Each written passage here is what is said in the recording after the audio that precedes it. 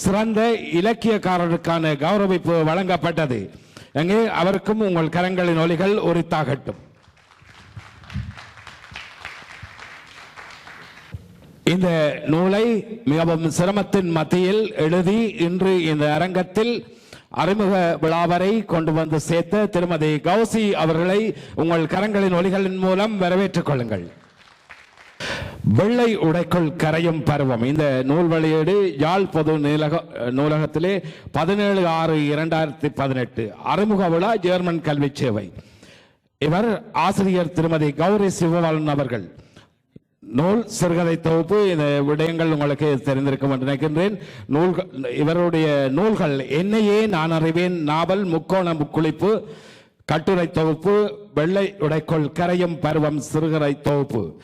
இவருடைய விவரத்தை நாங்கள் பார்த்தோமானால் பேராதனை பல்கலைக்கழகத்தில் BA பட்டத்தை பெற்றுக் கொண்டவர். அவரையும் நீங்கள் அவ்வப்போது வாழ்த்திக் கொள்ளலாம்.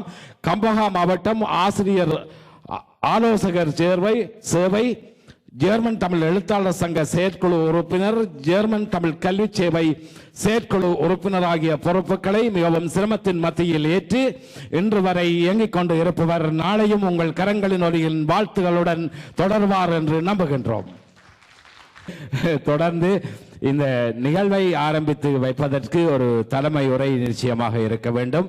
எனவே அந்த வகையிலே தலைமை உரை வழங்க ஜெர்மன் தமிழ் கல்வி சேவையின் பொறுப்பாளர் திரு ஸ்ரீஜீவகன் அவர்களை அன்போடு அழைக்கின்றோம்.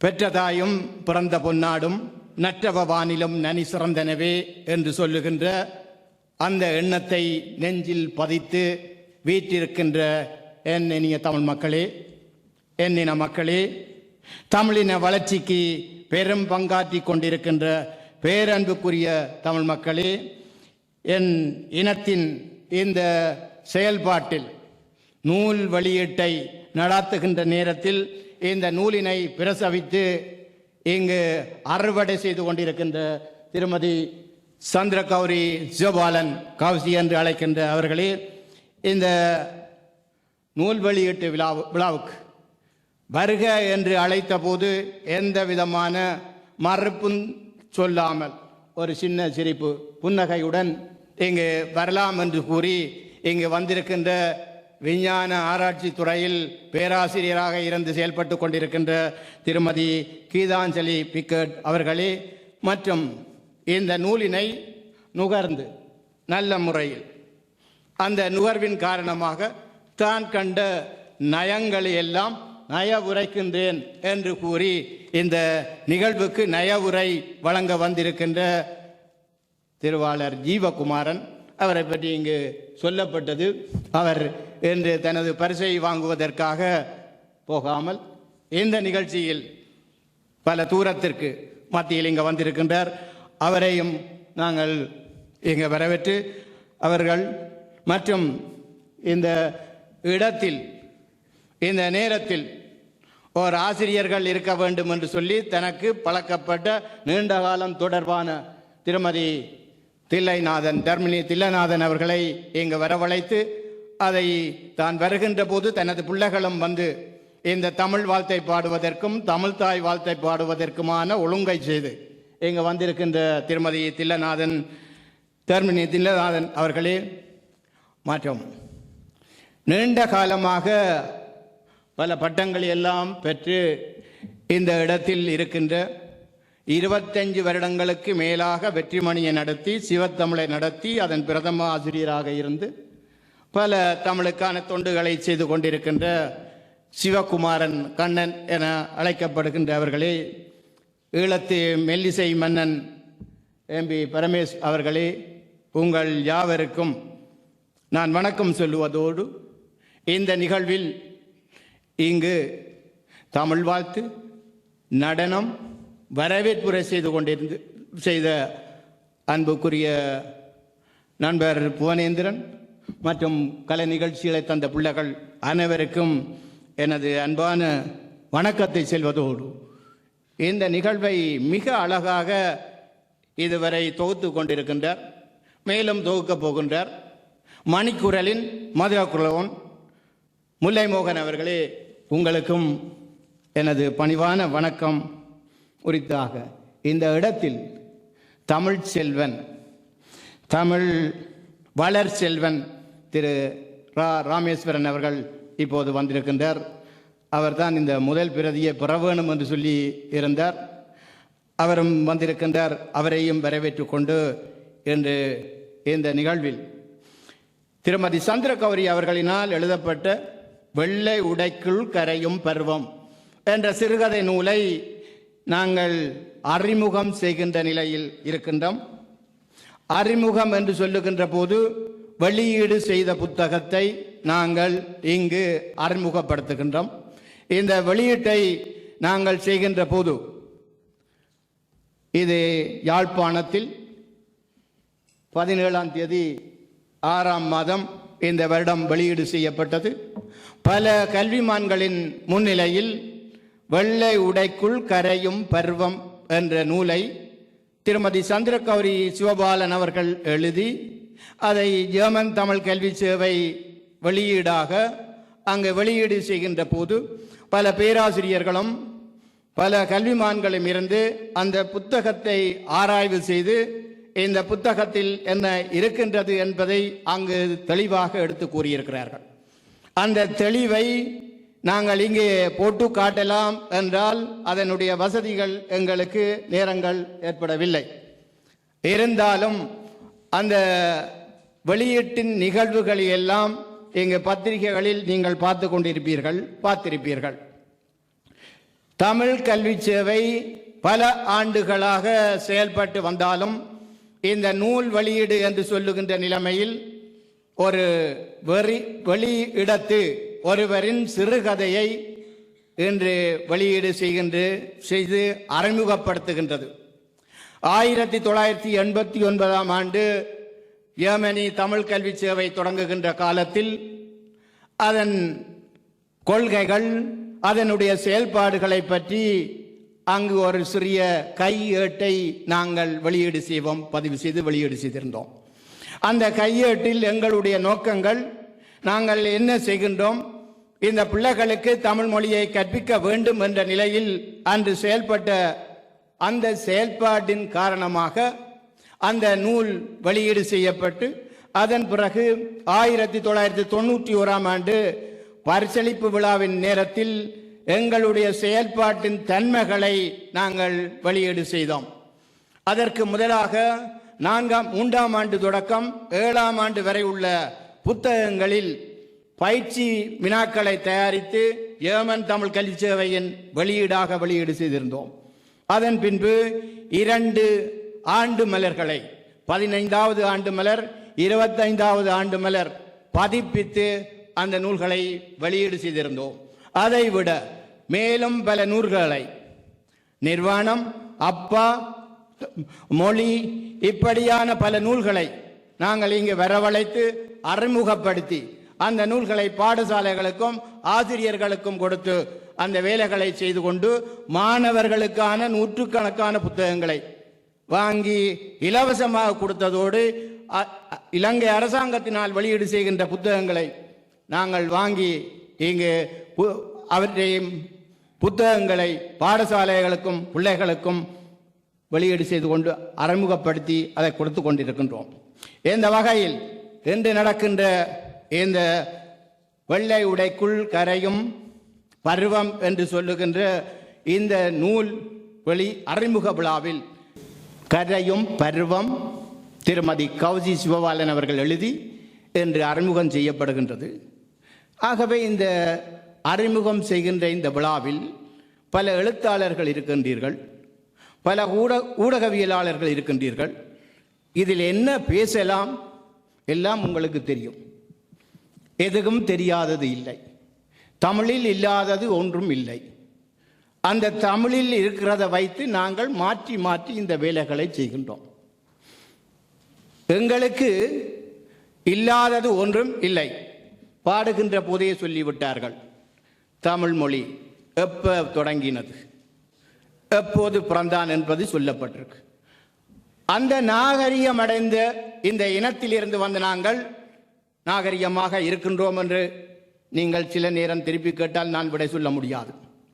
நாங்கள் நாகரிகமாக இருக்கின்றோமா என்ற கேள்வியை நீங்கள் கேட்டால் நான் விடை சொல்ல முடியாத நிலைமையில் இருந்தாலும் நாங்கள் கதைகளை எழுதுகின்ற போது, சிறுகதைகளை எழுதுகின்ற போது எழுத்தாளர்கள் என்று சொல்லுகின்றோம். எழுத்தாளர்கள் என்பவர்கள் யார் என்று பார்த்தால் எழுதுகிறவர்கள் எழுத்தாளர்கள்.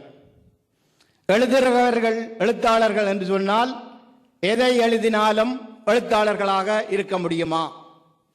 ஆகவே எதை எழுத வேண்டும் என்று பார்த்தால் இலக்கியம் என்று சொல்லுகின்ற தன்மையில் இலக்கியத்தை எழுத வேண்டிய நிலைமை இருக்கின்றது. இலக்கியம் என்றால் என்ன என்று பார்த்தால் ஆக்க எழுத்தை கொண்டு வந்து இலக்கியமாக படைத்து அந்த இலக்கியத்துக்குரிய கோட்பாடுகளை, தரவுகளை நாங்கள் அங்கு அம்சமாக கொடுத்து எழுத்துக்களை செய்கின்ற போது இலக்கியம் வருகின்றது. அதை ஆக்க எழுத்தாளன், ஆக்க இலக்கிய எழுத்தாளன் என்று கூறலாம் என்று சொல்லி நான் நினைக்கின்றேன். ஆக்க இலக்கிய எழுத்தாளன். அந்த ஆக்க இலக்கிய எழுத்தாளன் எதை எழுத வேண்டும்? எழுதுவது எல்லாம் இலக்கியமாகிவிட முடியுமா? அச்சில் வருவது எல்லாம் இலக்கியமாகிவிட முடியுமா என்று கேட்கின்ற தொனிகள் இங்கே இருக்கின்றது. ஆகவே எழுத்துக்கள் எந்த வகையில் அமைந்து கொள்ளுதல் வேண்டும் என்பதை கவனித்து அதுதான் இலக்கியம் என்று சொல்லுகின்ற நிலைமைகள் ஏற்பட வேண்டும். இலக்கியம் என்று சொன்னால் ஒரு சமூகத்தின், ஒரு குழுமத்தின் கால கண்ணாடி என்று சொல்லுவார்கள். ஆகவே எழுத்தாளர்கள் இலக்கியம் படைக்கின்ற போது, ஆக்கம் செய்கின்ற போது அந்த இலக்கியத்தை சமூகத்தில் இருந்து பெற்றுக்கொள்கின்றார்கள். அந்த சமூகத்தில் இருந்து பெற்றுக்கொள்வது என்று சொன்னால் இவர்களும் சமூகத்தின் பங்காளர்கள்.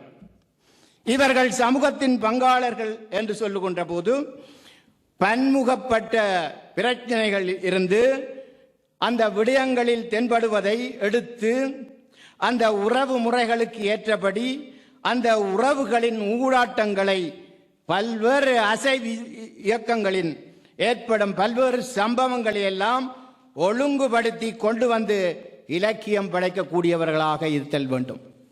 ஆகவே சமுதாயத்தில் தங்களை ஒரு பங்காளனாக கொண்டு அந்த பங்காளன் என்ற முறையில் அந்த காலத்தில் ஏற்படுகின்ற தன்மைகளை தான் கற்ற கல்வியின் மூலமும், தான் பெற்ற பட்ட அறிவின் மூலமும், அந்த அனுபவத்தின் மூலம் அங்கு நடைபெறுகின்ற விஷயங்களை உள்வாங்கி அதில் கற்பனை வளத்தையும் சேர்த்து அந்த கற்பனையுடன் அங்கு நடைபெறுகின்ற விஷயங்களை எல்லாம் ஒரு அழகுணர்ச்சியுடன் ஏற்படுத்தி கொடுத்தால் அது இலக்கியமாக அமையும் என்று சொல்லி பலருடைய கருத்துக்களை கேட்டிருக்கின்றேன், படித்திருக்கின்றேன்.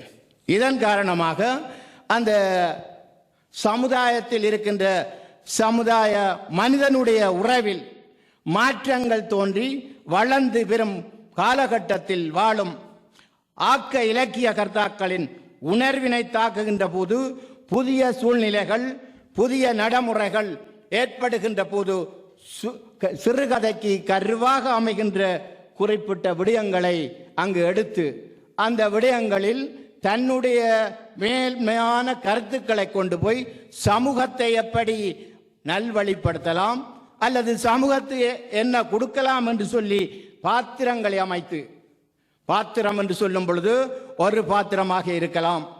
சிறுகதையில் ஒரு பாத்திரம் அல்லது ஒரு களம், ஒரு சம்பவம் அங்கு இருக்கும். நாவலில் பல களங்கள், பல கதை மாந்தர்கள், பல இடங்கள் வருவதாக இருக்கும்.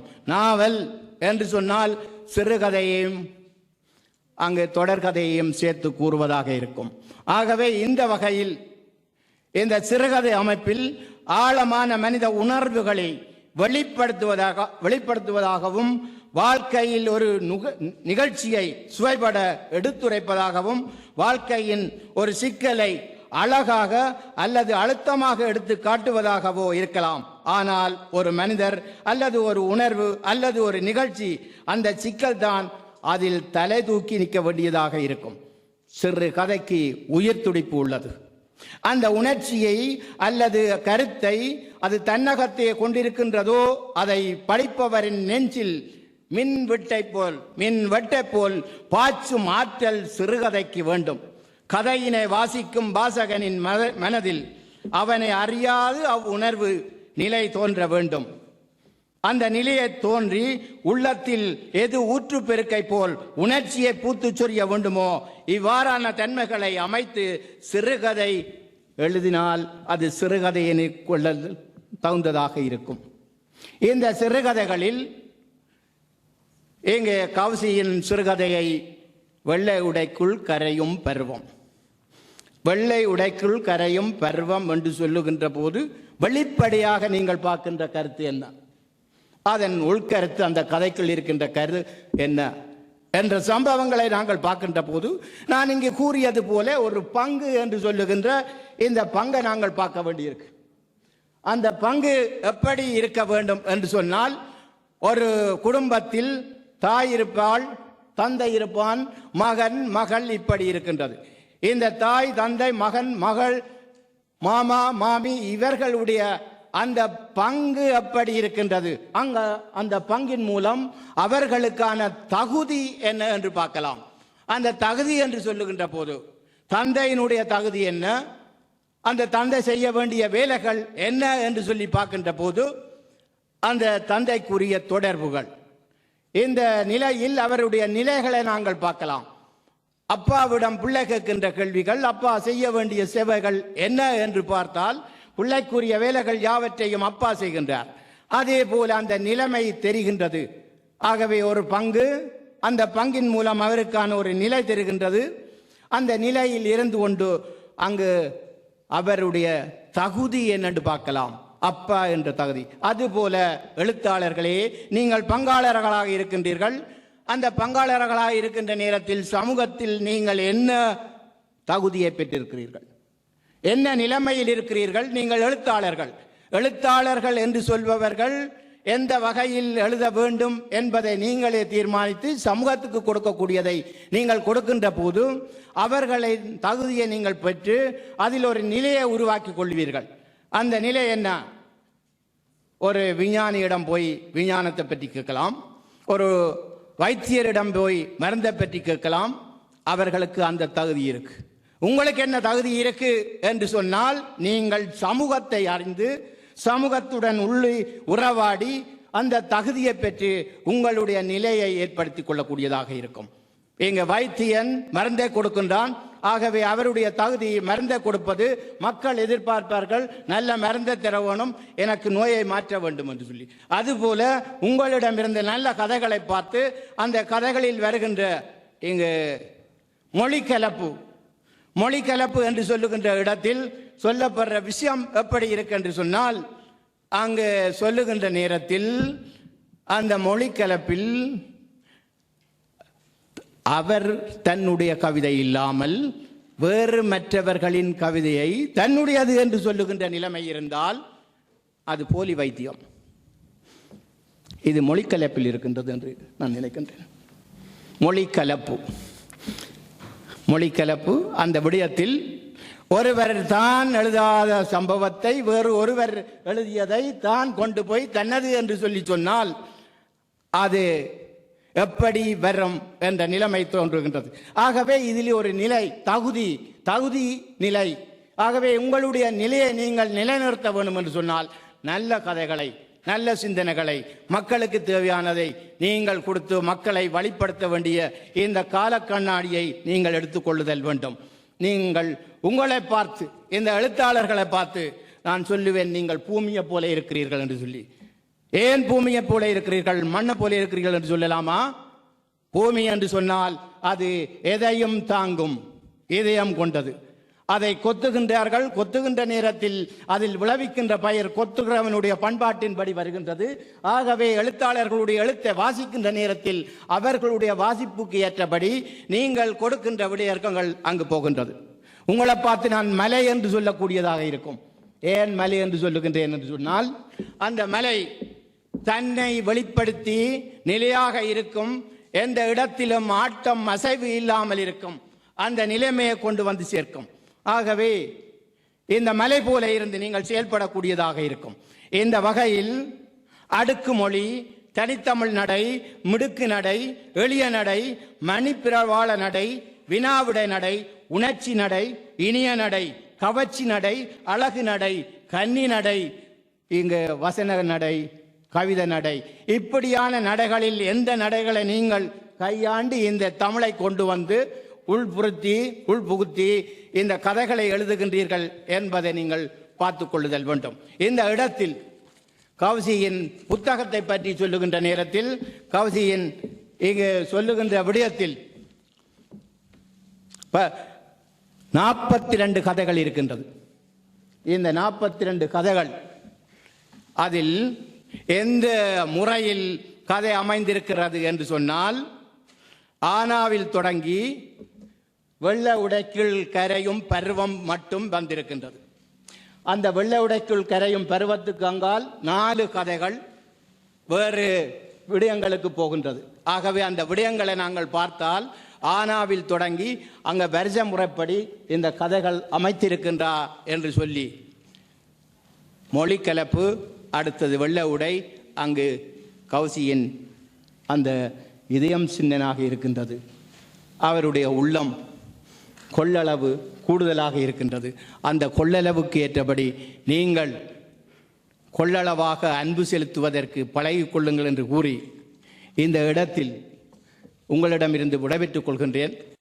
டென்மார்க்கில் இருந்து இங்கே வருகை தந்திருக்கின்ற எழுத்தாளர் திரு ஜீவகுமாரன் அவர்கள் இப்போது நய உரையை வழங்க இருக்கின்றார்கள். இன்னும் ஒரு தரம் அவருடைய அந்த வரலாற்றை சுருக்கமாக சொல்லிவிடலாம். டென்மார்க் நாட்டில் வாழும் இவர் யாவும் கற்பனை அல்ல என்னும் நூல் மூலம் 2008ஆம் ஆண்டு உலகத்துக்கு அறிமுகமானார். மக்களால் மக்களுக்காக, சங்கான சண்டியன், கடவுச்சீட்டு, குதிரை வாகனம், ஜெர்மனிய கரப்பான் பூச்சிகள், ஜீவகுமாரன் கதைகள், நிர்வாண மனிதர்கள், யாவும் கற்பனை அல்ல என்னும் நூல்களை வெளியிட்டுள்ளார். இன்று தமிழ்நாடு இலக்கிய பெருமன்றமும் நியூ செஞ்சுரி நிறுவனமும் இணைந்து நடாத்தும் விருது வழங்கும் விழாவில் இவருடைய நிர்வாண மனிதர்கள் என்னும் சிறுகதை தொகுப்பு சிறந்த சிறுகதை தொகுப்பிற்காக தெரிவாகியுள்ளது. சென்ற ஆண்டு இவருக்கு ஜெர்மனி தமிழ் எழுத்தாளர் சங்கத்தினரால் சிறந்த இலக்கியக்காரருக்கான கௌரவிப்பு வழங்கி கௌரவிக்கப்பட்டது. இன்று நடைபெறுகின்ற அந்த நிகழ்விலே கலந்து கொள்ளாமல் இங்கே வருகை தந்திருக்கின்றார். அந்த வகையிலே இன்னொரு முக்கியமான விடயம், இந்த நிகழ்வை இங்கே நடாத்தி கொண்டிருப்பதற்கு அனுசரணை வழங்கிக் கொண்டிருக்கின்ற லக்கி ஃப்ளை ரைஸ் பியூரோ அவர்களுக்கும் இந்த நேரத்தில் எங்களுடைய நன்றிகளையும் வாழ்த்துக்களையும் தெரிவித்துக் கொண்டு எழுத்தாளர் திரு பி ஜீவகுமாரன் அவர்களை நய உரை வழங்க அன்போடு அழைக்கின்றோம். கௌசி அவர்களே, மேடையிலும் சபையிலும் வீற்றிருக்கின்ற அனைத்து அறிஞர்கள், வாசகர்கள், பத்திரிகையாளர்கள் அனைவருக்கும் எனது தாழ்மையான வணக்கங்கள். நான் இந்த மேடையில் அல்லது எனது எழுத்துத்துறை ஒரு 10 வருடம் ஆகவே நான் ஒரு எழுத்தாளனாக இல்லாமல் சிறு வயதிலிருந்து, எனக்கு இன்றைக்கு 60 வயது, ஆனால் ஒரு 55 வருடம் ஒரு வாசகனாக இருந்திருக்கிறேன், தீவிர வாசகனாக இருந்திருக்கின்றேன். அந்த ஒரு வாசகனுடைய பார்வையில் இந்த புத்தகம் பற்றிய நயவுரையை உங்களுக்கு முன்னே வைக்கலாம் என்று நினைக்கிறேன். ஆனாலும் கதையின் இடைக்கிடை எனது எழுத்து பற்றினதுக்கும் சிலதுகள் வந்து போகிறது தவிர்க்க முடியாது. ஒவ்வொரு ஆசிரியர்களுக்கும் அவருடைய எழுத்துக்கு என்ற ஒரு வடிவம் இல்லாட்டி ஒரு ஸ்டைல் இருக்கும். அது ஏதாவது ஒரு இடத்தை அது தெரியும், அல்லது கதைகளை எடுத்து பார்க்கும் பொழுது அது தெரியும். அது மாதிரி எனக்கு ஒன்று இருக்கிறதுன்றது என்று மேடையில் ஒருத்தர் சொன்னார். ஒரு விமர்சனம் யாழ்ப்பாண பல்கலைக்கழக விரிவுரையாளர் ராஜேஷ் கண்ணா அவர்கள் சொன்னார், ஜீவகுமாரன் கதையை ஒரு இடத்தை தொடங்குவார், கதை எங்கேயோ எல்லாம் போகும், கதையை அதே இடத்துல கொண்டு வந்து அந்த தொடங்கின இடத்தை அந்த கதையை முடிப்பர், அந்த கருத்தை அங்காலே இருக்கும். அதுக்கு பிறகு நான் அப்படி செய்யணும் என்று செய்ததில்லை. அதுக்கு பிறகு நான் யோசித்து போத்த பொழுது, இந்த நயவுரை ஆற்றும் பொழுதும் அப்படி ஒரு விதமாக இதை செய்வோம் என்று யோசிக்கிறேன். அதுக்கு எனக்கு உதவினது எந்திரன் 2 படம். இதில் இந்த எந்திரன் 2 படம் 3Dயில் பார்த்தவருக்கா கையொத்துங்க பார்ப்போம். சரி 2D.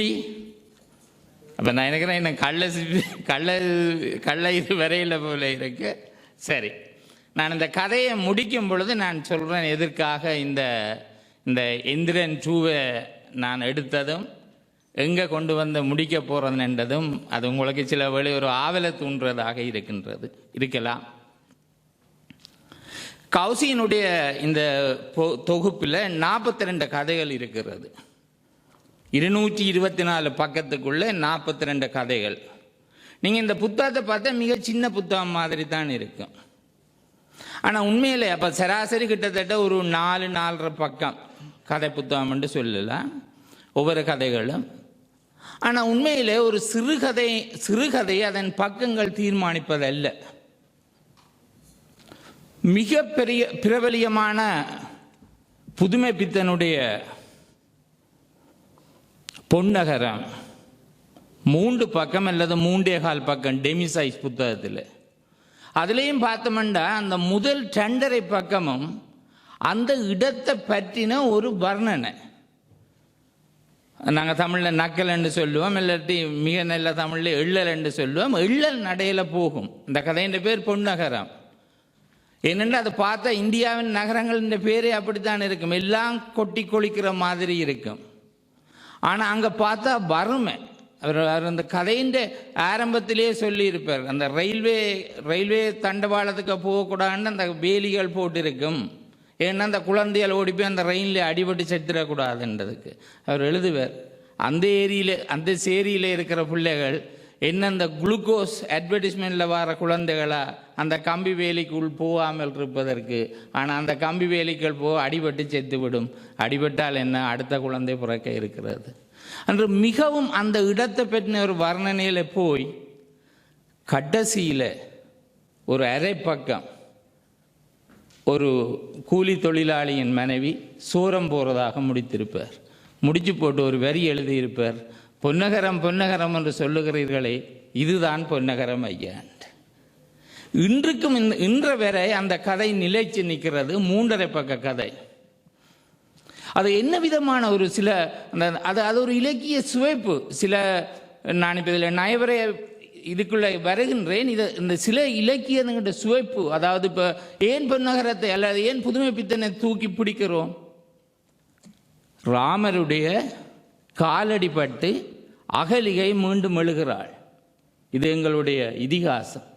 ஆனால் அதே ராமன் சீதையை காட்டுக்கு அனுப்பிவிட்டான் என்ற கேள்விப்பட்டவுடன் அந்த அகலிகை மீண்டும் கல்லாகி போகிறாள். எப்படி ஒரு கற்பனை அந்த புதுமை பித்தனுக்கு! இன்னும் ஒரு கதை, கடவுளும் கந்தசாமி பிள்ளையும். கடவுள் மக்களோட இருக்கிறது கொண்டு வாரார். மக்களோட இருக்க வந்த கடவுளுக்கு பயமா போகுது, தான் கடவுள் இல்லாமல் எங்களோட இன்றைக்கு ஜெர்மனில் இல்லாட்டி இந்த நகரத்தில் கடவுள் எங்களோட இருக்க வந்தால் நான் அவரங்களோட சீட்டு போடணும், அவரங்களோட சேர்ந்து வட்டிக்கு கொடுக்கணும், அவரங்களோட சில பொய்யல் சொல்ல வேணும். கடைசியில் கடவுள் சொல்லிட்டு போகிறார், உங்களோடு நான் மனுஷராக இருக்கலாது, எட்டி நின்று உங்களுக்கு வரம் கொடுக்கல, நீங்கள் வந்து எங்களுக்கு அர்ச்சனை செய்யலாம், என்னதானம் செய்யலாம், அப்படி நான் அங்கே போகிறேன்னு. அப்போ நான் எதுக்காக நான் இந்த புதுமை பித்தனையும் இதுக்கு கொண்டு வருகிறேன் என்றால், இந்த சிறுகதை அல்லது புனைவிலக்கியம் அது எந்த வடிவம் இருந்தாலும் ஒரு வாழ்வின் அனுபவங்களை மிக எளிமையாகவும் மக்களுக்கு புரியவடையும் மக்களின் உணர்வுக்குள்ளே ஒரு ஊட்டுகின்ற ஒரு வடிவம். சென்ற செவ்வாய் அல்லது புதன்கிழமை இந்தியாவில் இருக்கின்ற திரு எஸ். ராமகிருஷ்ணன் அவர்களுக்கு சாகித்ய பண்டில் பரிசு கிடைச்சது சஞ்சாரம் என்ற கதைக்காக. அவர் அந்த விருதை பற்றி சொல்லும் பொழுது அவர் சொல்லுகிறார், தான் விழாகாலம் செய்து வந்தது, தான் பார்த்த சமுதாயத்தை பதிந்ததும் மக்களுக்கு இதுவரை தெரியாத சமுதாயத்தை, அந்த பரிசுக்குரிய கதை நாதஸ்வரம் வாசிக்கிற கலைஞர்களுடைய குடும்பங்களுடைய கஷ்டங்கள், மற்றவர்களுக்கு தெரியாததை பதிவு செய்வதும் தான் இந்த இந்த நாவலும். இதைத்தான் நான் காலகாலமாக செய்து கொண்டிருக்கிறேன்.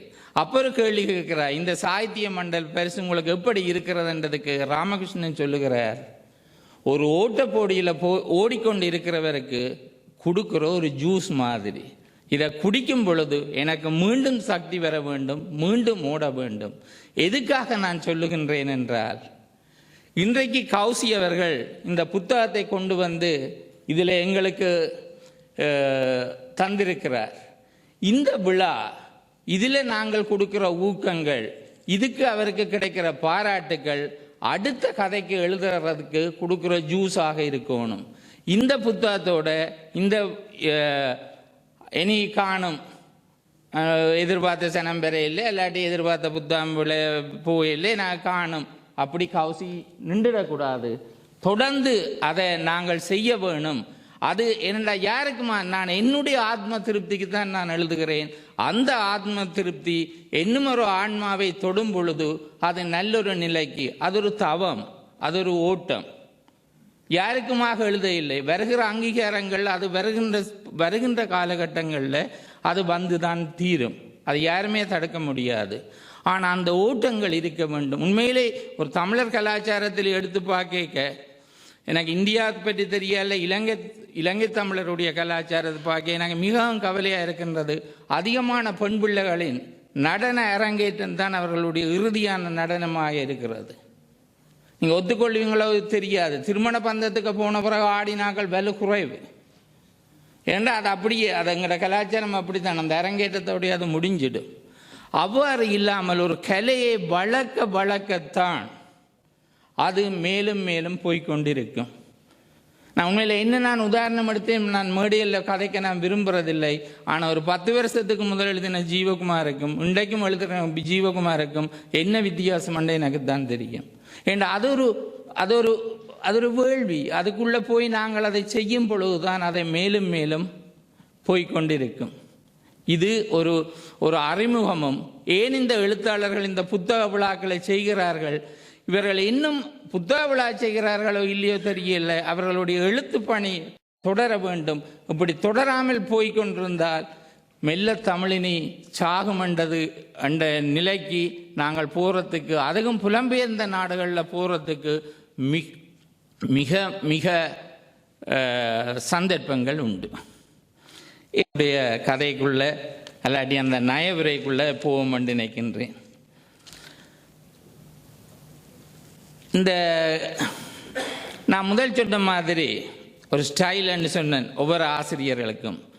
இந்த கதை எல்லாத்தையும் நீங்கள் எடுத்து பார்த்தா, அந்த முதல் பந்தி பார்த்தா ஒரு கவிஞர் தான் அங்கே தெரியும். அங்கே சிறுகதை எழுத்தாளர் தெரியல. மிக கவித்துவமான ஒரு வசனத்தோடு ஒரு பந்தி தொடங்கும். அது கிட்டத்தட்ட இந்த 44 கதைக்கும் இருக்குது. நான் உதாரணத்துக்காக ஒரு 2 இதை சொல்லுகின்றேன். ஆனே உன் கதை இதுதானா என்ற ஒரு கதையில் பகலவன் கடமையை பங்கேற்று கொண்ட வீதி விளக்குகள். இருட்டுக்கு லைட் போட்டுடாச்சுன்னு சொல்லி இருக்கலாம். அது மிக கவித்துவமாக வருது. அசைவின்றி அமைதியை பேணி காக்கும் சாலையோர மரங்கள். அது சில சாவிலே மில்லியாடும். அணுங்கட கண்ணுக்கு தெரிகிறது இல்லையோ தெரியல, அது அப்படியே அமைதியாக இருக்கிற மாதிரி இருக்கும். வியாபார நிலையங்களின் விடிவிளக்குகள் மட்டுமே தமது கடமையை பங்கேற்று கொண்ட உலகமே உறங்கிக் கொண்டிருக்கும் ஆரவாரம் இல்லாத மாரிகால பொழுது. அந்த 3 வசனத்தை நாங்கள் எத்தனையோ விதமாக நாங்கள் போட்டு சொல்லி இருக்கலாம். ஆனால் அந்த கௌசிக்கு இருக்கின்ற அந்த கவிதாயினி கௌசி அதை தன்னுடைய அந்த பாணி, அந்த ஸ்டார்டிங் எல்லா கதைகள்லையும் அது இருக்கின்றது. இன்னும் ஒன்றில் எழுதுகிற, சூரியனை கட்டி போட்டிருந்த இருள் தன் பிடியை மெல்ல மெல்ல தளர்த்தியது. சிம்பிளாக எழுதலாம், பிடிஞ்சிட்டுது. அப்படி இல்லாமல் அதொரு இலக்கிய சுவைப்பு, அவள் அதை சுவைக்கிறார், அதை உங்களை வாசிக்க இதன்னேக்க. அப்போ அந்த படிமம் அது எங்களுக்குள்ளே வந்து தானாக இறங்கி கொள்ளும். இதை நான் வாசிக்க போனேன், இந்த 44 கதைக்கு நான் வாசிக்கணும். அப்போ அந்த தன்மை, அந்த ஸ்டார்டிங், இது கௌசியின் ஸ்டைலன்னு நினைக்கிறேன். அடுத்தது நேராக சிறுகதைக்கு போகிறேன். அதுக்கு வாரன் அவன் அந்த அந்த அவனுடைய கதை கருக்களுக்குள்ள வாரன். அடுத்தது கவிதைக்கு போவான். அந்த கதைக்குள்ள சிறுகதைக்கு போய் அவ சொன்ன கடைசியாக வந்து ஒரு பத்தி எழுத்துன்னு சொல்லுவான். நான் சமுதாயத்துக்கு அந்த கதை மாந்தர்கள் எல்லாரையும் விட்டு அப்படி கௌசி வந்து நின்று சமுதாயத்துக்கு நான் என்ன சொல்றேன். இந்த 44 கதையில 44 விஷயத்தை எடுத்து சொல்லி வச்சிருக்கிறார். இந்த 44 கதையிலே நான் அந்த விடயதானங்களுக்கு போனா என்னண்டா, ஒரு கலைஞனுக்கு என்னண்டா எல்லாருக்கும் தான். இப்ப சிலதுகள் வலிக்கும், சிலது சுடும், சில கனவிடயங்களை நாங்கள் கண்ணை பார்க்காமல் போவோம், சிலவுல கண்ணை திறந்து பார்த்தா பிரச்சனைகளுக்கேயும் போகலாம்.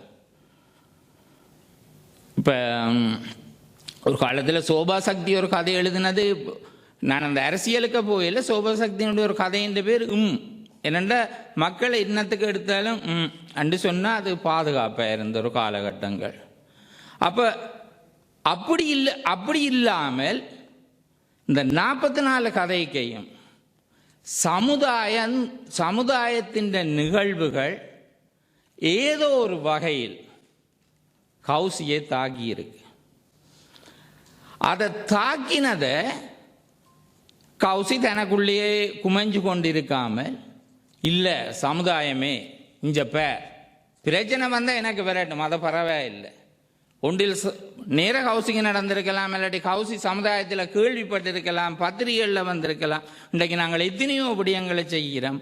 அதை எடுத்து அந்த சப்ஜெக்ட் தீம் அதை எடுத்து தனக்குரிய பாங்கில் கதையாக கொடுத்து போட்டு, அது மட்டும் பத்தாது, கதையாக நான் முடிக்கல, நேர ஒரு பத்தி எழுத்தாளன், பக்தி இல்லை பத்தி எழுத்தாளனாக முன்னுக்கு வந்து நின்று நேர அது சிலவுல பார்த்தா கொஞ்சம் கஷ்டமாக இருந்தது எனக்கு. இவ்வளவு துணிவாக பொழிக்கிட்டு கௌசி இது சொல்லுது, சொல்லி போட்டு பேருந்து என்ன பாடுபட போகுது இங்கே ஜெர்மன்லேண்டு ஒரு இடத்தை கௌசி சொல்கிறா, வாய் விட்டு பேசினால் அலட்டுகிறாள் என்பார்கள், தேடி பழகினால் வேறு ஆள் இல்லை என்னை தேடி வருகிறார்கள் என்பார்கள், ஒதுங்கி பழகினால் லெவல் அடிக்கிறார்கள் என்பார்கள், யதார்த்தம் உரைத்தால் படித்த பெருமையில் பேசுகிறாள், இல்லை என்றால் வித்தகச்செருக்கு என்பார்கள், இவளுக்குத்தான் எல்லாம் என்ற எண்ணம் கொண்டவள் என்பார்கள், உதவி செய்வார்கள், அதனால் உயர்ந்து விட்டால் என்னால் உயர்ந்து விட்டு பெருமை காட்டுகிறார் என்பார்கள், எழுதி கொட்டினால் புத்தகமே இருக்கலாம், இவளுக்கு வேற வேலை இல்லை என்பார்கள். அதனால் மனதை அறையும் கருவி கண்டுபிடிக்கும் வரை வாழ்க்கையை அவதானமாகத்தான் வாழ வேண்டும். அது இந்த தொப்பியை எல்லாரும் போட்டுக்கொள்ளல, அது கௌசி இல்லை, நானும் போட்டுக்கொள்ளல. இந்த இதில் ஏதோ ஒன்று எனக்கும் நடந்திருக்கும். இவருக்கு என்ன வேறு வேலை இல்லையோ எழுதுறாரு, அடப்படுப்பாவி அதை என்னுடைய டைம், நீ டிவி பார்க்குற, வாணி ராணி பார்க்குற, நான் எழுதுறேன். இட்ஸ் டிஃப்ரெண்ட், இதுதான் இந்த வித்தியாசம். என்னுடைய நேரத்தை நான் எப்படி செய்வது என்றதுக்கு நான் இன்னொருவருடைய அனுமதி கேட்க தேவையில்லை. அவை என்னுடைய கதையை நான் என்ன வடிவமாக படிக்கின்றேன் என்றது என்னுடையது. இதில் சரி, இது சிறுகதையினுடைய இதுகளுக்குள்ளே அது பொருந்தில்லை. யார் இந்த வரவிலக்கணை வைக்கிறது? இன்றைக்கு சிறுகதை என்றது இந்த முகநூல்கள் இணையதளங்கள் வந்த பிறகு அது இல்லை. இப்போ குமுதமானந்தேவனிலே வந்துட்டுது அந்த சிறுகதை என்றது போய் ஒரு பக்க கதை, மின்மினி கதை, கற்கண்டு கதை அண்டு கனகதை வந்துட்டுது.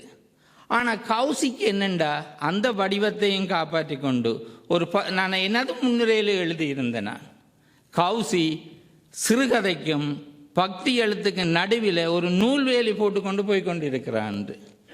ஆனால் இது எழுதி போட்டு எனக்கு ஒரு பயம் வந்துட்டு, ஏன்னா நான் இதுகளை எழுதுறதுக்கு ஒரு ஆள் இல்லை. அது பணிவாக சொல்லல, உண்மையாக தான் சொல்கிறேன். நான் ஒரு எழுத்தாளனே தவிர விமர்சகன் இல்லை, நல்ல ஒரு வாசகன். ஆனால் பேந்திதை பார்த்தா துரை மனோகரன், பேராசிரியர் துரை மனோகரன் சொன்னதும் நீங்கள் முன்னிறைய படியுங்கோ. ஆனால் தயவு செய்து ஒரு வேண்டுகோள், இந்த புத்தகம் வாசிக்கிற யாரும் என்னுடைய முன்னுரையோ பேராசிரியர் துரை மனோகருடைய முன்னுரையினை வாசிக்காதீர்கள். கதை எல்லாத்தையும் வாசித்து போட்டு பேர்ந்தாங்க வாங்க. அப்போ தான் அந்த கதையின் சில சுவைப்புகளை நீங்கள் சுவைக்கலாம். ஏண்டா பேராசிரியர் கொடுத்துட்டார் என்ன அதன் சப்ஜெக்ட். ஆகவே அந்த அதுகளை பார்க்க இதே மாதிரி தான் அவரும் யோசிச்சிருக்கிறார். பேருந்து இந்த புத்தக விழாவுக்கு வர முதல் ஜீவலிங்கம் என்ற ஒரு வாசகன் ஒரு இது எழுதியிருந்தார், விமர்சனம் உண்டு. அதுவும் பார்க்க என்னுடைய கருத்தோடு மிகவும் ஒத்து போக எனக்கு மிக சந்தோஷமாக இருந்தது. உண்மையில் இந்த எழுத்து, இந்த புத்தகத்தின் இந்த இதில் ஒரு குறை என்று நாங்கள் சொல்கிறோன்னு, இந்த எழுத்துக்கள் கொஞ்சம் பெருசாக இருக்கலாம்.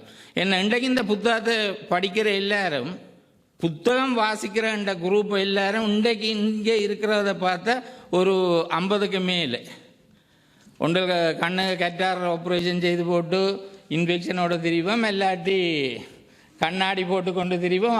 அப்படி இருக்கிற ஒரு காலகட்டத்தில் அந்த எழுத்து கொஞ்சம் பெருசாக இருக்கணும். இது கொஞ்சம் நெருங்கின மாதிரி இருந்தால் உண்மையில் அந்த இடைவெளி என்றது ஒரு அழகு. நீங்கள் ஒரு வசனம் இடைவெளி என்றது அழகுன்றது நீங்கள் இந்த பாலச்சந்தர் படத்தில் பார்த்துருப்பீங்க. இடைவெளி இல்லாட்டி அமைதி. அந்த கதவசனம் டைரக்ஷனுக்கு மியூசிக் இல்லாமல் முதல் திரையில் காட்டினது பாலச்சந்தர். அது ஒரு அழகாக இருக்கும். எல்லாரும் நெடுகளுமே கதைச்சு கொண்டிருக்காங்க, கொஞ்ச நேரம் அமைதியாக இருந்தால் அது ஒரு அழகு. ஆகவே அந்த இடைவெளி அமைதி என்றது ஒரு அழகு. இதுக்கு கௌரி ஒன்றும் செய்ய முடியாது. ஏனென்றா கௌசிக்கு பிடிஎஃபில் வந்திருக்கும், நல்லா விரித்து வாசிப்பாவே தவிர புத்தகம் இப்படித்தான் என்று தெரியாது. அந்த எழுத்து அதை அந்த இன்னுமொருத்தரும் சொன்ன விதத்தில் அந்த எழுத்து அதை கொஞ்சம் பெருப்பிச்சிருக்கலாம்ன்றது என்னுடைய ஒரு சாதாரண அந்த பார்வை. அதுக்கும் அந்த யாருடைய எங்கட மோல் குரூப்னா யார் இன்றைக்கு வாசிக்கிறார்கள்? இளம் பிள்ளைகள் ஐஃபோனில் தான் பார்க்கணும். அவை எவ்வளோ பிரிப்பிச்சு வாசித்து கொள்ளலாம். இனி இந்த 42 கதைகள், இதுகளில் நான் எல்லா கதைகளையும் நான் இதுக்குள்ளே இறங்க போகிற இல்லை. ஒன்று நேரம் நான் இறங்கினா அது தேவையும், அதுக்கப்புறம் நீங்கள் உங்களை புத்தகம் நான் இதில் இருந்து நீங்கள் வேண்டவும் தேவையில்லை. சில கதைகள் அதான் இப்போ கதைச்சா 44 கதைக்கணும், 42. சில கதைகளை அந்த துணிவா தூக்கி பழகிப்பேர் பிடிக்க இல்லையா இருக்கிறது இன்னொரு ஒரு கதையின் பேர் பழகிப்பேர் பிடிக்க இல்லையா இருக்கிறது இன்னொரு. அப்போ நான் நினைச்சேன் என்னண்டா இங்கே இந்த பொடி பொட்டியால் உண்டை விட்டுட்டு என்ன மண்டை கட்டி கொண்டு போகிறது. அப்போ அதைத்தான் இது படுபாவி பார்த்தா ஒரு காருக்கு தாய் ஒரு பாய் ஃப்ரெண்டோட மகள் ஒரு பாய் ஃப்ரெண்டோட முன்னுக்கு பின் சீட்டில் தாய் அவாக்கு ஒரு லவ்வர் புருஷன் வீட்டில் வைத்து வருத்தமாக இருக்கிற அது என்னென்னு சொல்கிறது சைக்கிளாமல் இருக்கும். அது என்ன ஆனால் எங்கேயோ நடந்திருக்கு. இது கனவு கண்டிப்பாக எழும்பிரா 12 மணிக்கு எழுத இல்லை. மற்றது நாங்களுங்கிட்ட அது நல்ல ஒரு சமுதாய இது இருக்கு. மாமரத்தில் மாங்காயா பிடுங்கலாமண்டு பிள்ளைகளை நாங்கள் போட்டு படுத்துகிற உபத்திரவம், அவனை பேர் இவனை பேர், அந்த பிள்ளை அது படிக்குது, இந்த பிள்ளை இதை படிக்குது அண்டு நாங்கள் இந்த சமுதாயத்தில் அதுவும் டென்மார்க்கில் குறைவு. நீங்கள் லண்டனில் போய் பார்த்தீங்களா அந்த பிள்ளைகளை டியூஷனுக்கு கொண்டு போய் திரிகிறது. லண்டனில் 2 தான் அவர்களுக்கு கதைப்பார்கள். ஒன்று வீட்டுக்கு கட்டிருக்கிற மோர்கேஜ், எல்லாரும் தான் கட்டுறோம், எல்லாரும் தான் உழைக்கிறோம்.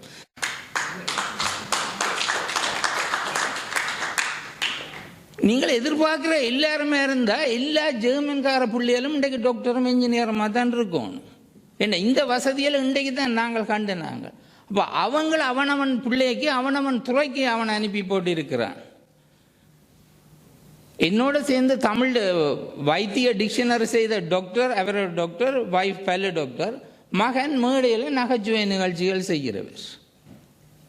அவருக்கு அதுதான் இன்ட்ரெஸ்ட், அவரை விட்டுட்டார். அப்போ அந்த அந்த அதாவது ஒவ்வொரு கருவை நான் கௌரி தூக்கி வச்சது. மற்றது எனக்கு இதில் மிகவும் சந்தோஷமாக, சில கதைகள் அப்படி சூடும், சில கதைகளை மிக சந்தோஷமாக வாய்ச்சது அந்த சுகம் விசாரித்தலண்டு. அப்போ முந்தித்தான் டெலிஃபோனும் காசு. இன்றைக்கு வைப்பருக்கு டெலிஃபோன் எடுத்தால் அது எல்லாம் அப்படி நான் நினைக்கிறேன் டோட்மெண்டே அப்படி சுற்றி வரும், அல்லாட்டி டென்மார்க்கில் ஒரு நகரம் வேண்டாம் அங்கே சுற்றி வரும். நானே ஒரு கதையில் எழுதினேன், மாலை நேரத்தை தன்னைக்கு நொறுக்கு தீனி வேணும் வேண்டா டெலிஃபோன் எடுக்கலாம். மாலை நேர தேனி இருக்கு, நொறுக்கு தீனி வேணும் வேண்டா. எல்லார் வீட்டிலும் எல்லா வீடுகளிலும் ஏதோ ஒரு சட்டி கருகி கொண்டுதான் இருக்கு.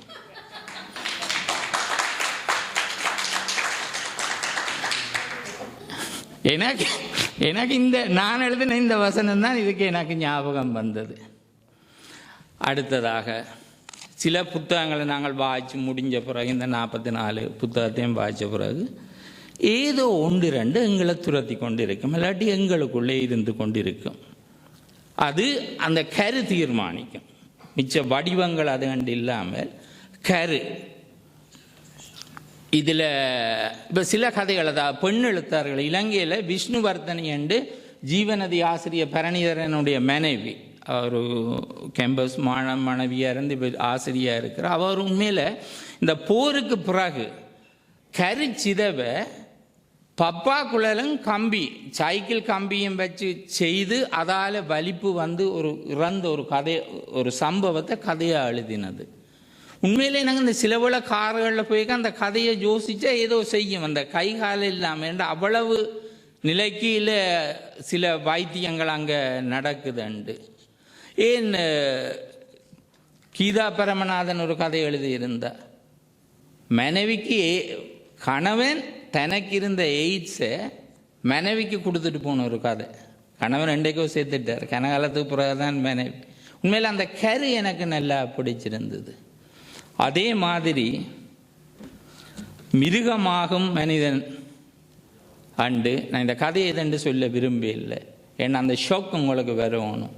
அதுக்கு பிறகு நான் கேள்விப்பட்டேன் இந்த கதை நடந்த ஒரு கதை உண்டு.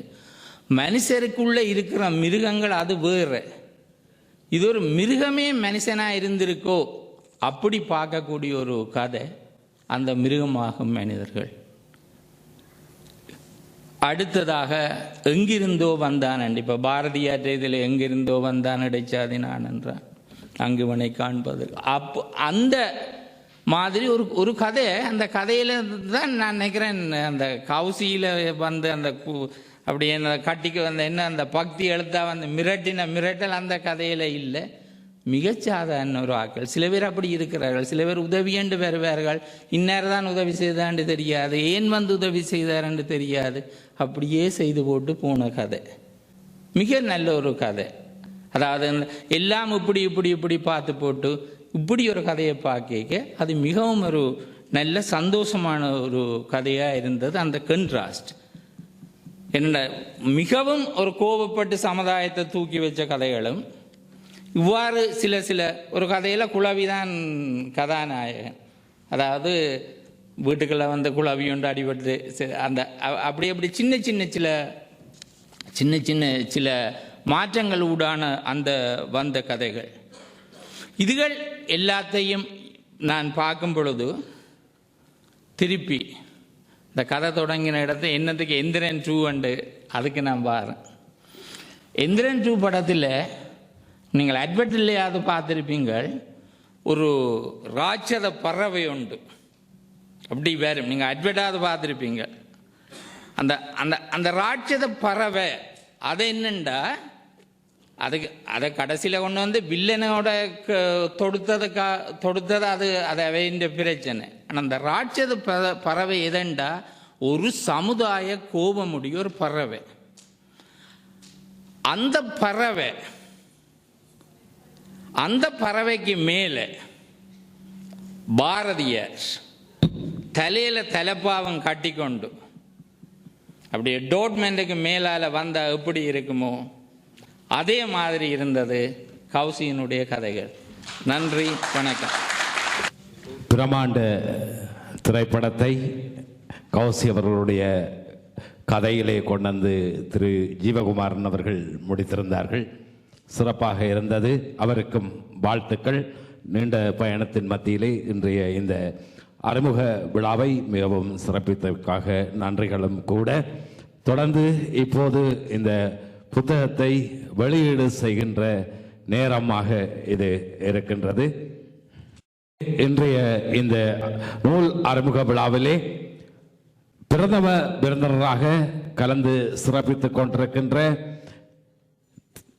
திருமதி டாக்டர் கீதாஞ்சலி விக்கட் அவர்கள் இந்த நூலை வெளியிட்டு வைக்க நாங்கள் அன்பாக இப்போது இந்த நூலை பெற்றுக்கொள்ள நாங்கள் இங்கே அழைக்க இருப்பது பிராங்க்ஃபர்ட் நகரிலே ஒரு பிரபல்யமான வர்த்தகராகவும் சமய சொற்பொழிவாளர், பட்டிமன்ற பேச்சாளர், பிராங்க்ஃபர்ட் தமிழ் கல்விக்கழக ஆசிரியர், ஜெர்மனி தமிழ் தொலைக்காட்சிகளில் அரசியல் ஆய்வாளர், ஆய்வுகள் செய்பவர், அதன் தொடர்பாக ITN தொலைக்காட்சியில் ஆகுக ஆக்குக என்னும் நிகழ்ச்சியும், தீபம் தொலைக்காட்சியிலும் நிகழ்ச்சிகள் செய்பவர். பிராங்க்ஃபர்ட்டில் இருந்து தொலைப்படம் தமிழ் அலை இணைய தொலைக்காட்சியின் நிகழ்ச்சி அமைப்பாளர், ஒருங்கிணைப்பாளர், ஐரோப்பிய ஆய்வியல் மகாநாட்டின் ஜெர்மனி பிரதிநிதி, கிளிநொச்சி மக்கள் ஒன்றியத்தினுடைய பீப்புள் ஆர்கனைசேஷன் ஜெர்மனிய பிரதிநிதியாக தொடர்ந்து பணியாற்றி வருகின்றார். கிரிக்கெட் விளையாட்டு நிகழ்ச்சிகளின் தொகுப்பாளர், இலங்கை தேவநெறி பொதுப்பணி மன்றத்தின் தேகத்தை வத்தளை அந்த மன்றத்தினுடைய முதலாவது செயலாளர் நண்பன் ரத்னசாமி ராமேஸ்வரன். வாருங்கள்.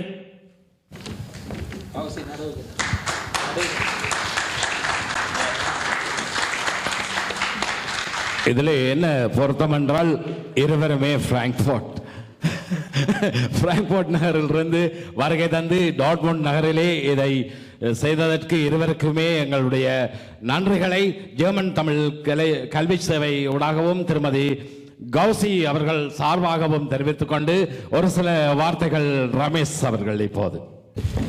பெருமதிப்பிற்குரிய அவைக்கும் அவை பெரியார்களுக்கும் கல்விசார் இந்த நூல் அறிந்து அனைத்து விடயங்களையும்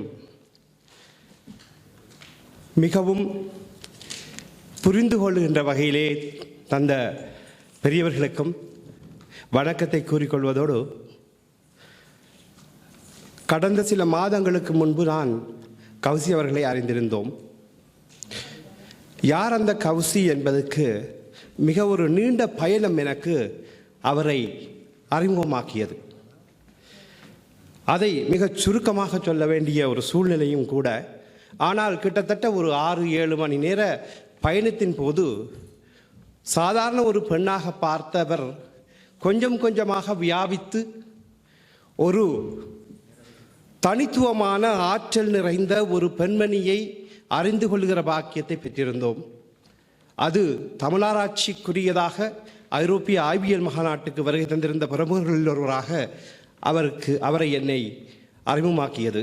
ஒரு தற்செயலான சூழ்நிலையில் பிரான்சில் இருந்து ஜெர்மனிக்கு வருகிற பொழுது இருந்த ஒரு அனுபவம். இந்த அனுபவத்தின் மூலமாக வாழ்வியலில் நாம் ஒருவரோடு இருக்கிற பொழுது கற்றுக்கொள்ளுகின்ற விஷயங்கள் எவ்வளவு ஆக்கப்பூர்வமானது என்பதனை இந்த அவையை தவிர ஒரு பேர் அவை கிடைக்காது. இந்த வகையில் ஒரு தனித்துவமான எங்களுடைய இனத்தில் இருக்கக்கூடிய ஒரு பெண்ணினுடைய ஆற்றல் சம்பந்தமாக உணர்வதும் அறிவதற்கும். ஆகவே வரலாற்றில் நான் படிக்கிற பொழுது ஒரு விஷயத்தை நிச்சயமாக இது பொருத்தமானதும் கூட. ஏனெனில் ஒரு நூலினை உருவாக்குவது சிந்தனை சக்தியின் மூலமாக உருவாக்கப்படுகின்ற நூலானது ஒரு லோகத்தினுடைய வாழ்வியலையே மாற்றி அமைக்கும் என்கின்ற வகையிலே இருந்த கார்ல் மார்க்ஸ் என்பவரை ஹென்றி என்பவர் சந்தித்த அந்த பாரிஸ் நகரிலே இவரை நான் முதலாக பார்த்தேன். ஒரு ஹென்ரியும் ஒரு கார்ல் மார்க்ஸும் வரலாற்றில் பொருள் முதவாதத்தோடு இருக்கக்கூடிய இந்த வாழ்வியலை கட்டியமைக்கக்கூடிய சித்தாந்தத்தை எப்படி உணர்ந்து கொண்டார்களோ, ஒருவருக்கொருவர் பரஸ்பரமாக அறிந்தார்களோ, அதுபோல ஒரு பயணத்தில் பல்வேறு விஷயங்களை அறிகிற பொழுது அது மிக பொருத்தமான உதாரணமாக என்று எனக்கு பட்டது. ஏனெனில் கார்ல் மார்க்ஸ் இங்கிருந்து பிரான்சுக்கு சென்று அங்கு கற்று அதிலிருந்து திரட்டப்பட்டு பெல்ஜியத்திற்கு வந்து பெல்ஜியத்திலிருந்து கொலினுக்கு வந்து கொலினிலிருந்து இப்படி திரட்டப்பட்டவராக இருக்கிற பொழுது அவர் எப்படி சிந்தனை சக்தியாக இருந்து உலகத்தை மாற்றினாரோ அதுபோல இந்த பெண்மணி மட்டக்களப்பிலிருந்து நீர்கொழும்புக்கு சென்று நீர்கொழும்புவிலிருந்து திருமணத்து பந்தத்தின் மூலமாக ஜெர்மனிக்கு வந்து தன் சிந்தனையை மட்டும் கைவிடாமல் இருக்கிற பொழுது 2 பேர் கார்ல் மார்க்ஸுக்கு உதவினார்கள். அதில் ஒன்று அவருடைய மனைவி, மற்றொன்று ஹென்றி. இந்த வகையில் இருவர் உதவுகின்ற ஒரு நண்பரும் ஒரு மனைவியும் உதவுகிறது போல அவருடைய குடும்பமும் மிக பொருந்தி போகிறது. அவருடைய கணவன் தொழில்நுட்பத்திலே தனக்கு போதுமான விஷயங்களை எல்லாம் சாதிப்பதற்கு உறுதுணையாக இருப்பதாக சொல்லுகிற பொழுது மிக பொருந்தி போகிற உதாரணமாக இருக்கிறது. தன் மகள் ஒவ்வொரு விடயத்திலையும் நவீனத்துவத்தையும் தேவையான பொருத்தமான பெயர்களையும் முன்மொழிவதிலே அவருக்கு பக்கபலமாக இருக்கிறார் என்று சொல்லுகிற பொழுது எப்பொழுதும் சிந்தனை சக்தியாக இருக்கக்கூடிய கார்ல் மார்க்ஸுக்கு தன்னுடைய மனைவியும் தன்னுடைய மாமனாருடைய அந்த பேச்சு வழக்கிலே ஏற்படுகின்ற அந்த பந்தம் போல இங்கு இருக்கக்கூடிய இந்த அறிவு சார்ந்தவர்களுடைய நட்பும் இவரை இவ்வகையான காதைகளை உருவாக்குவதற்கும் இதில் இன்னும் சிந்திப்பதற்கும் துணையாக இருக்கிறது. இங்கு பெரிய அறிஞர்கள் சொல்கிற பொழுது சொன்னார்கள், முதலிலே பேசுகிற தலைமை உரையிலே, ஒரு படைப்பாளி சமூகத்தை அறிந்து சமூகத்துக்கு தேவையானவற்றை கொடுக்க வேண்டும் என்பதை முன்மொழிந்திருந்தார்கள். ஆனால் ஒரு படைப்பாளி ஆழமாக நினைக்கின்ற ஒரு விஷயம் கார்ல் மார்க்ஸ் என்கின்ற வரலாற்றை பார்க்கிற பொழுது எனக்கு தெரிந்தது அவர் இருந்த காலத்திலே ஏற்புடையதாக இல்லை. ஆனால் 11 பேர் கொண்டவராக அவரை ஐர்கேட்டிலே கொண்டே புதைக்கிற பொழுது கல்லறையிலே 11 பேர் போனார்கள், திருமணத்துக்கு 5 பேர் போனார்கள். வாழ்நாளிலே இறுதி வரை எதையும் இல்லாத மனிதனுக்கு இன்றளவில் ஆயிரக்கணக்கான பூக்கள் போய் அவரை தரிசிக்கிறது போல இந்த கௌஷியும் தன்னுடைய படைப்பை புடம் போட்டு அற்புதமான கதைகளை உருவாக்க வேண்டும். முக்கோண முக்குளிப்பின் மூலமாகத்தான் இவரை அறிந்தேன். அதிலே இலக்கியமும் சமுதாய சிந்தனைகளையும் பழமை புதுமை எல்லாம் அறிந்தோம். இந்த வகையிலே வாழ்த்துவதற்கு சந்தர்ப்பமும் இந்த வாழ்த்துகின்ற மேடையையும் எனக்கு தந்த இறைவனுக்கும் இவர்களுக்கும் நன்றி கூறி எப்பொழுதும் தமிழுக்கு ஆக்கபூர்வமாக செய்பவர்களை எப்பொழுதும் இருகரத்தால் வாழ்த்தி தட்டி கொடுக்க வேண்டும் என்று தாழ்மையாக வேண்டி விடைபெறுகிறோம். நன்றி. நன்றி ரமேஷ்.